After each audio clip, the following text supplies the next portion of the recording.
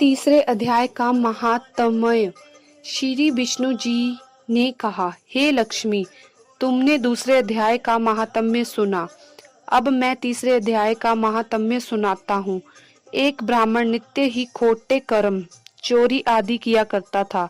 कुछ दिन बाद उसकी मृत्यु हुई। खोटे कर्मों के कारण वह प्रेत योनि को प्राप्त हुआ। उसकी स्त्री गर्भवती थी और उसकी कोख से पुत्र उत्पन्न हुआ। जब बालक बड़ा हुआ तब अपनी माता से पिता के मरने का हाल पूछा।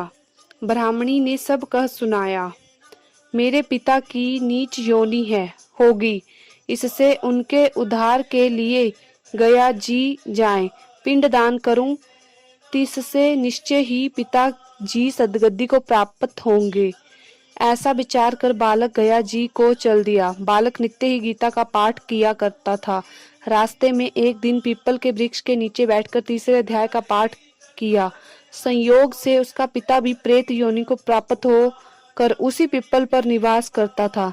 अपने पुत्र द्वारा किए गए तीसरे अध्याय के पाठ को सुनकर वह देवगति को प्राप्त हुआ और उसके पहले 7 पीढ़ी तक के पुरखा जो नरक में पड़े दुख भोग रहे थे, स्वर्ग को प्राप्त हुए।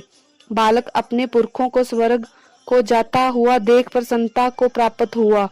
इसी तरह ज्ञान पूर्वक जैसे नौका को बनाकर मनुष्य सागर से पार उतर जाता है, उसी प्रकार कर्म द्वारा मृत्यु रूप इस असार संसार रूपी समुद्र को तर कर मनुष्य ज्ञान द्वारा मोक्ष को प्राप्त हो जाता है। हे लक्ष्मी, इस प्रकार ज्ञान और कर्म के रहस्य को जानकर कर्म करने वालों की परम गति होती है। इसलिए जो पुरुष इस अध्याय के गूढ़ तत्व को जानकर या उसके अनुकूल आचरण और पाठ करेगा, वह अवश्य ही मोक्ष पद को प्राप्त होगा।